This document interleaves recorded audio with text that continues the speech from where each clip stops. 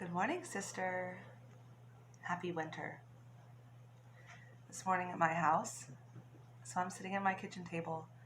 I can see 5 windows from where I am. And each one of them has trees that I can see out through it and this gray sky. And they each look like individual coloring pages, like I could capture them and print them out and color beautiful colors all over them. And soon the sunrise, I guess, will come on this side and it will paint colors for me. That's pretty cool. I just thought of that. So that's how I'm going to view my day today, is I'm going to take my beautiful colors out. I'm going to draw all over my life, my day, this hour, this conversation. So happy winter. Today I'm going to talk about why start a personal ritual practice. So I'm offering this 50 Days of Comfort program, and it has a couple parts, but the part that you can take with you forever and ever in all your days is the idea of a personal ritual practice. Taking moments to yourself to be present and to see where that takes you. And I can't tell you exactly what it's going to do for you because everybody's different. But I can tell you what having a personal ritual practice has done for me. Now, when I talk about a personal ritual practice, like it's something that there's no like perfecting or it's not the same every day. It's not, I don't, at 7 o'clock every morning, I turn around 3 times and, have some routine that I do. No, it's a tool that I use when I need it. And I've been designing rituals, formal and informal, for a long time. And it's the ones that are most simple that impact me the most. And I'll try to explain why in this video. So think about for a moment who you are, what happens with you when the tasks are taken away. The tasks, poof, gone. You have no tasks in front of you. When the relationships, poof, are taken away. No relationships. When you're alone with yourself, with your mind, and you're not trying to accomplish anything. Okay, so if you do that at all, think about what that looks like, or if that's hard to imagine, see if you can go to that place for a minute. We're trying to figure out in this moment what comes up, right? What does that place feel like? If you go to that place, that quiet, alone place, just you and your thoughts, what does it feel like there? Right? Like if you imagine this as a home, I call it my spiritual home. Close your eyes. What's on the walls? What color is it? What emotions come up in your body?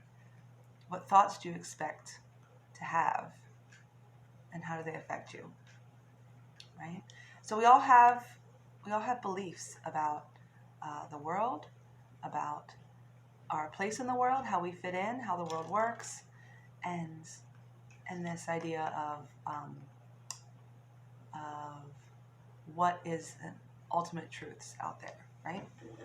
And some of these are conscious and a lot of them are unconscious, just meaning that we haven't put them into words yet, right? So we form these ideas, these schemas about how the world works, mostly in childhood, before the age of 7, mostly before the age of 3, if you can imagine that. And they provide this structure, this scaffolding for us to build all of our understanding of the world on. And these were not outwardly explained to us, right? We came by them organically from our experiences. But the truth of the matter is, our experiences are not universal, right? So other possibilities exist. And our perception of our story, right?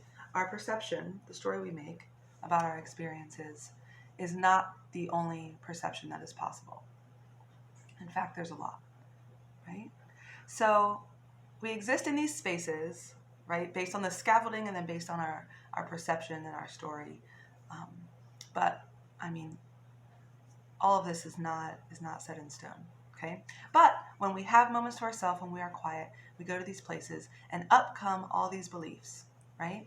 And whatever has been um, settled under there and maybe bugging you a little bit, that comes up. If you ever meditate, you sit and be quiet and be the observer of your thoughts. You can notice what comes up. Maybe you had an interaction that you feel unsettled about. Maybe you have some responsibilities that are bothering you. You haven't quite figured out what to do with that yet. So I imagine them as little tadpoles. I have tadpoles right now, and they boop, come up to the surface for nourishment. So what is available in this space, right? This is the mood of your spiritual home, okay? And when I do ritual, I have a ritual practice because I want to intentionally tidy this spiritual home. I want to notice my beliefs. I want to notice how my thoughts lead me to my beliefs or are structured on my beliefs. And I want to have intentionality around how they affect my life, right? Around the words that I use around them. And so, for example, when I'm in distraction instead of presence, what can seep through into my acknowledgement is if I'm not doing a thing if I'm not doing some productive thing, I have a little voice in my head that says, I'm lazy. You're lazy, right? And so even if I was to go get quiet, right, the first thing that might come up for me is, you're lazy. Ouch. If I'm in distraction, if I'm believing whatever comes up, if I'm not intentionally noticing that thought, then it hurts. It feels, oh, shame. There goes the shame, right? When I do ritual, what I'm going to teach you to do is to be intentional about going to a space every day where you are a noticer, an observer of these thoughts, right? And when you're intentionally setting the mood. So those things will still come up. Oh, I'm lazy. But instead of an automatic ouch, ritual gives you your setup with your candle or your bell or your mantra card or whatever it is that you're using that day to stay centered, to have an anchor to hold on to. And you're able, when that thought, I'm lazy, comes up, you're able to say, as I say to my children, it's not kind. No thanks.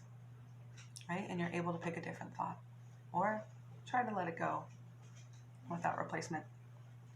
But this is the point of ritual and doing this work of finally saying no, thank you, to that thought, that belief that you are lazy if you are not doing something productive.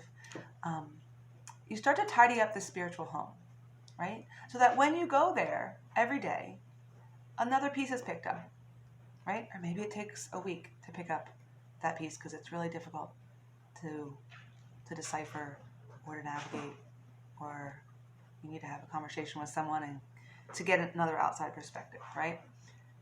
We can't all do it all alone in our own head all the time. But even by just going to this spiritual home, this place that you have of quietness inside your mind and witnessing what's going on there, but having anchors around you so that you're continuing to trust yourself to take you to a healthy-ish place, right? Even no matter what comes up in your mind. By doing that, you begin to find a refuge there instead of running away from there all the time. So when we're running to distraction all the time, we're running away from this place that's uncomfortable, this place of quiet. But when you start tidying that place up, when you start saying no thank you to the rude thoughts that you have about yourself, to the misunderstandings that you've made about the world, right? And that when you put your adult brain on it, you're able to see it with a bit more nuance, and you're able to tell a different story, right? So by developing this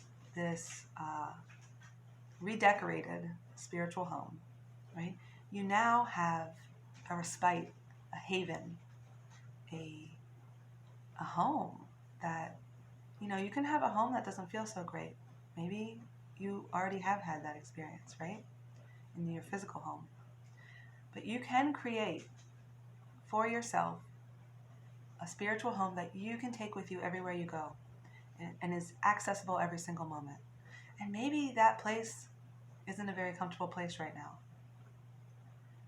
But by ritual, by having a ritual practice, you visit it, and every day, in every moment, you can rearrange it in a small way to make it more comfortable for you. So the goal isn't enlightenment or being some guru. The goal is to have a comfortable place inside your brain, in your world, right? For you to rest, for you to find inspiration and wisdom and all the things that you need to sustain you on this dance, right? Because you got to dance every day. Right? You get up and dance with your kids. You get up and dance with your husband. You get up and dance with the dishes. Love to talk about the dishes. So I'm inviting you on a ritual dance, and I have a lot of resources and support to offer, and I want to remind you that you are not alone in feeling the need or feeling the desire to have a safe space within yourself, right? And you can create one, and I'm here for it, right? I'm going to share all my experiences with you, and I invite you to share your experience as we go along this journey with me or with some comfort sisters that you find on the Facebook page or just down in your journal, right? So I invite you to 50 Days of Comfort. You can go to circlewithheather.com and check out some more details. So I hope you have a wonderful winter day, and grab a mug. See you later, sister.